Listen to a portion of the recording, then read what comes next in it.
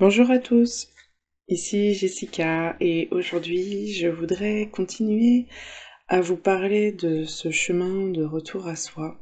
que nous avons débuté récemment. Il s'agit aujourd'hui de vous nommer certains outils qui ont pu m'accompagner dans ce cheminement et qui continuent de m'accompagner aujourd'hui.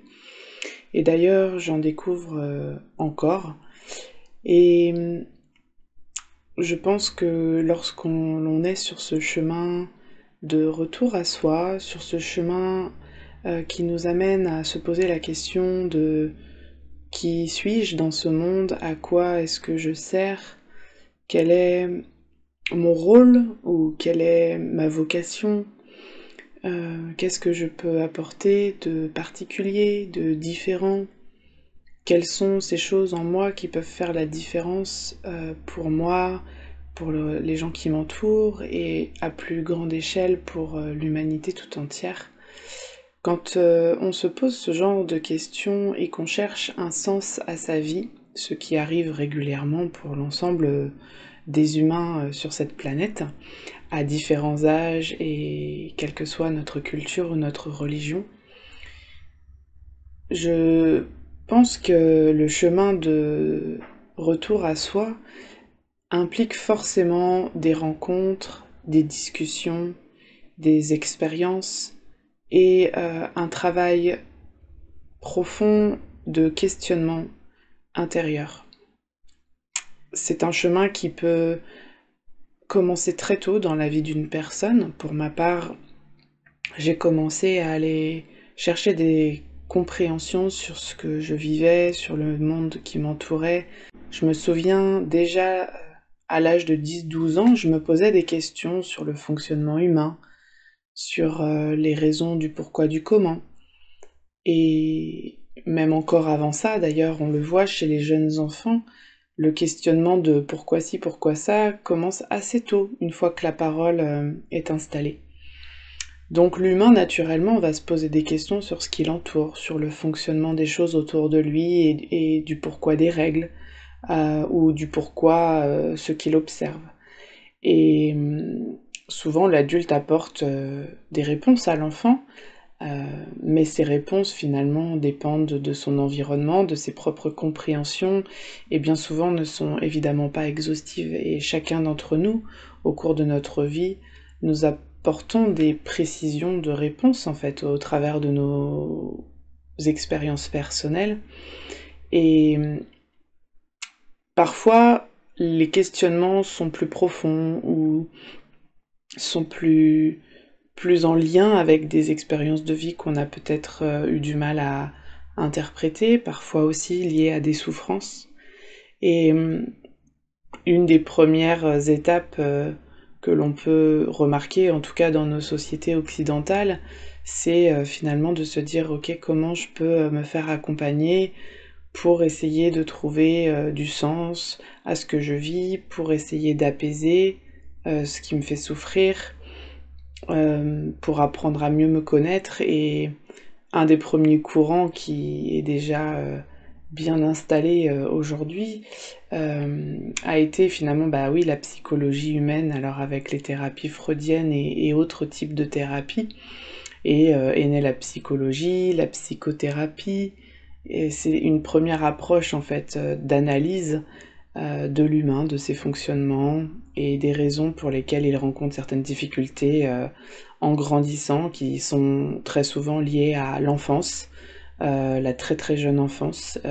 grosso modo les 6 premières années de vie.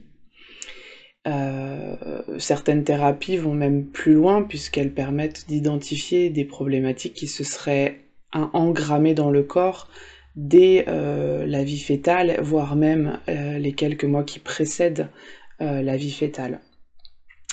Donc tout ça, c'est hyper intéressant, effectivement, d'aller regarder quels sont les liens entre ce que je vis aujourd'hui en tant qu'adolescent, ou en tant que jeune adulte, ou en tant que personne plus avancée dans l'âge, et de faire des liens avec ce que j'ai vécu dans mon enfance, ce dont j'ai manqué, ce qui a dysfonctionné, ou bien les choses qui m'ont impacté. Et souvent, de ces blessures vont partir des réflexions quand on cherche des réponses. Mais avant même le cheminement de réflexion, on rentre en fait dans une sorte d'automatisme qui se met en place malgré nous, et qui est une réponse à une blessure ou à un traumatisme ou à un manquement dans notre jeune enfance.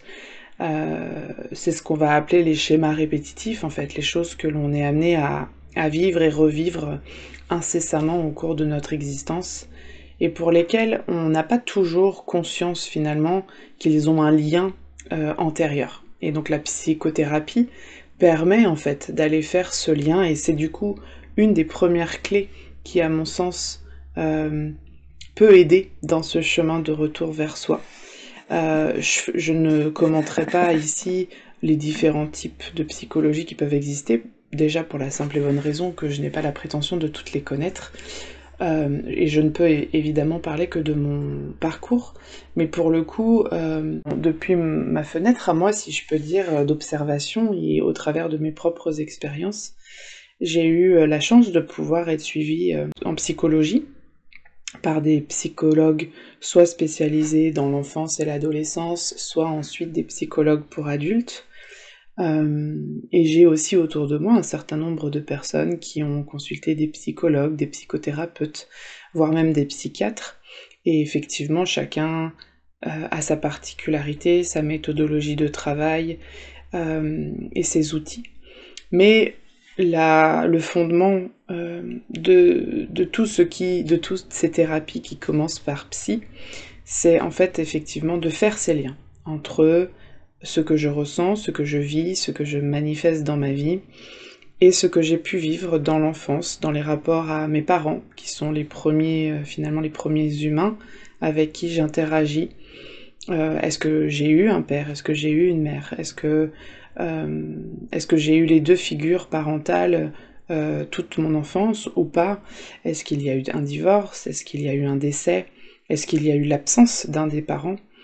Et quelle a été la nature de la relation que j'ai entretenue avec mes parents? Est-ce qu'elle était conflictuelle? Est-ce qu'elle était violente? Est-ce qu'elle était dans la dépendance affective? Est-ce qu'elle était dans un rapport d'autoritarisme? Est-ce que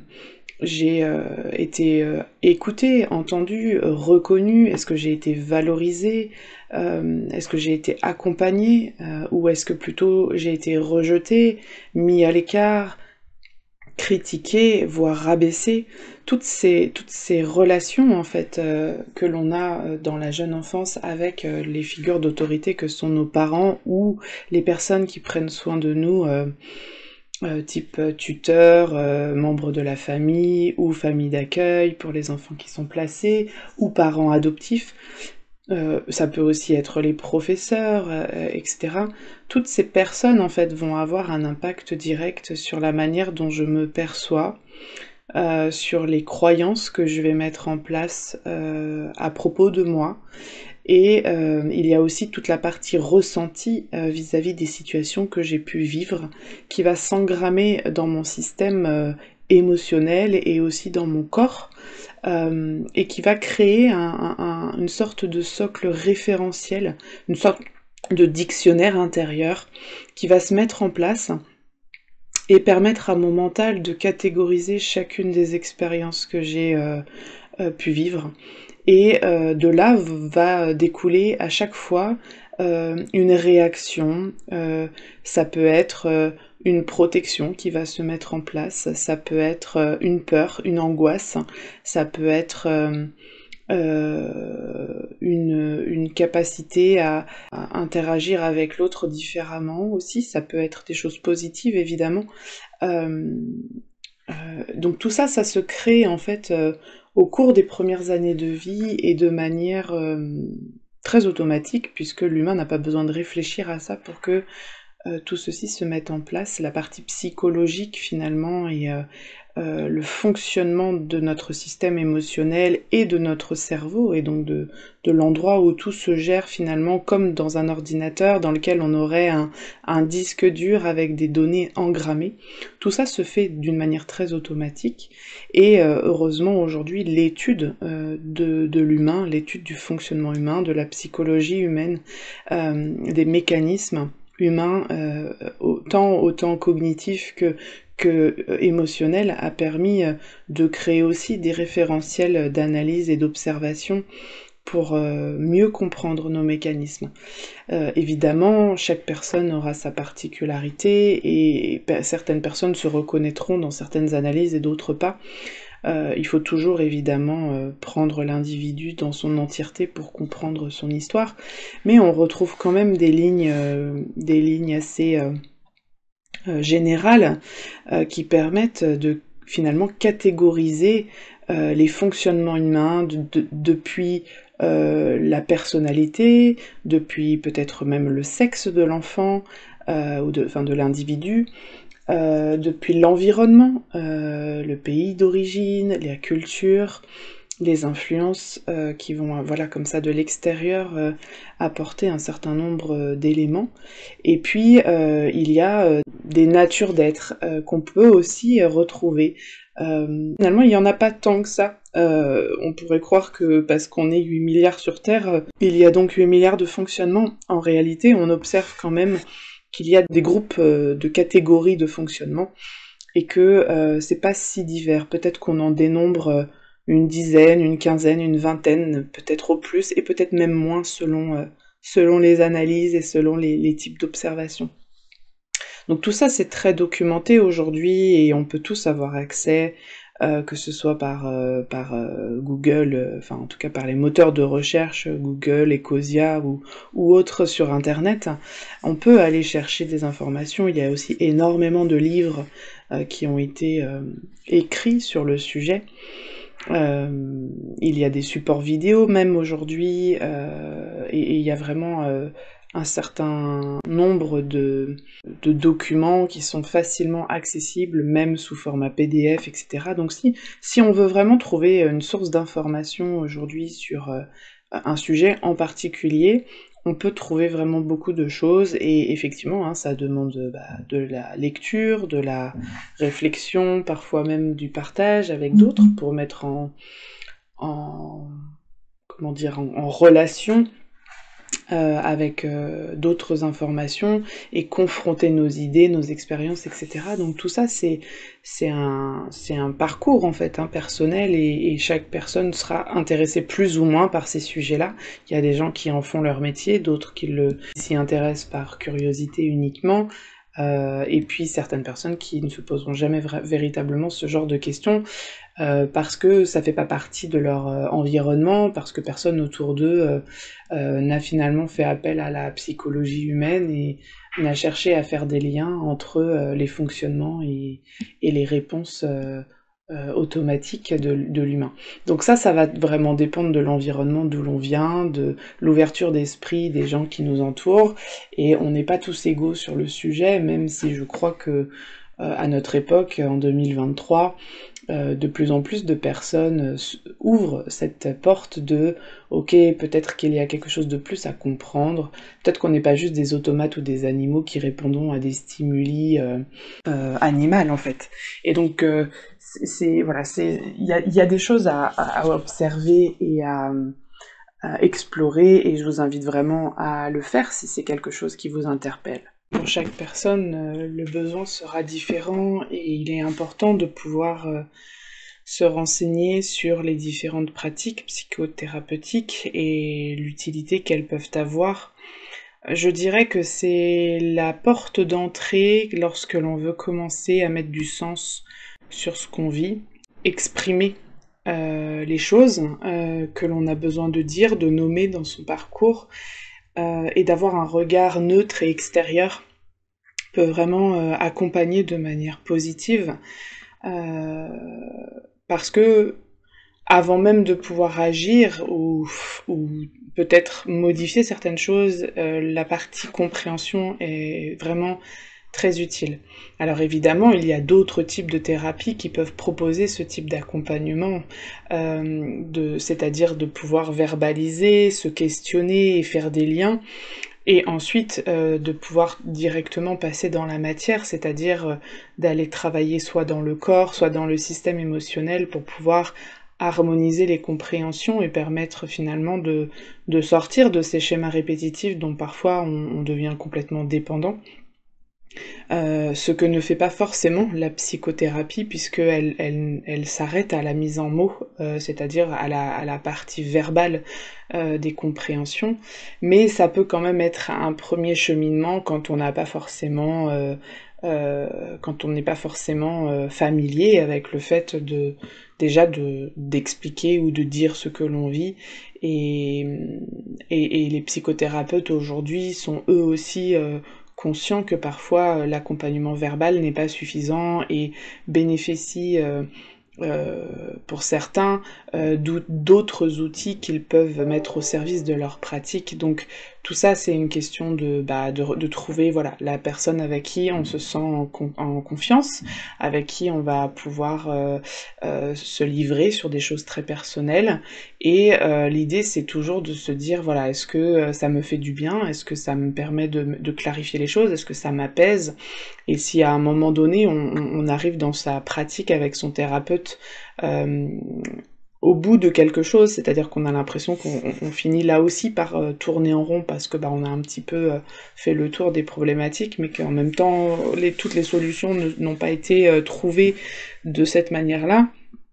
c'est souvent le signe il est temps de changer de type de thérapie et de passer à un niveau, si je puis dire, supérieur, qui va permettre d'autres compréhensions et un travail peut-être plus en profondeur. Très souvent, l'image que l'on utilise pour parler de la thérapie, quelle qu'elle soit d'ailleurs, c'est l'image de l'oignon. Avec, vous savez, ces différentes couches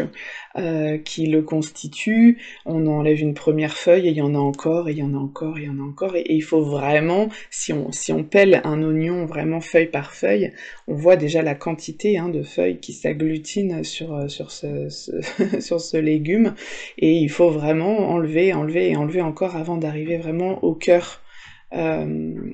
du sujet. Et la thérapie, elle a vraiment cette dynamique-là également, c'est-à-dire qu'on va forcément devoir enlever les premières feuilles, puis les secondes, puis les troisièmes, et ainsi de suite, pour chacun des sujets qu'on va aborder, avant de pouvoir avoir accès au cœur du problème. Et parfois, on a toute une famille d'oignons à peler, avant de pouvoir continuer à aller plus en profondeur sur certaines thématiques, parce que il y a comme des liens entre chacun des sujets, et on ne peut pas commencer à appeler l'oignon numéro 1, qui en fait est en relation avec l'oignon numéro 3, et espérer aller au creux de l'oignon numéro 1 avant même d'avoir commencé à appeler l'oignon numéro 3. Donc il faut aussi intégrer cette information, parce que souvent quand on fait une thérapie, on peut aussi vivre des moments où on se dit « mince, j'ai l'impression là que je recommence à parler, admettons, je passe d'une psychothérapie standard par exemple à une psychothérapie qui va m'accompagner en hypnose ou en EFT par exemple. J'ai déjà dégrossi plein de choses avec mon premier thérapeute, j'ai envie d'aller plus loin. Et je me rends compte que le second thérapeute va reprendre tous ces sujets déjà abordés de l'enfance, avec ma relation avec mon père, ma mère, etc. Et ça peut donner la sensation qu'en fait on reprend tout depuis le début et que finalement on n'a pas avancé. Et ça c'est une sensation que beaucoup de gens ressentent, et moi la première, dans mon travail personnel, il m'est arrivé à plusieurs reprises de le voir comme ça par le passé. Et il m'a fallu vraiment du temps pour comprendre qu'en réalité, on reprenait jamais à zéro.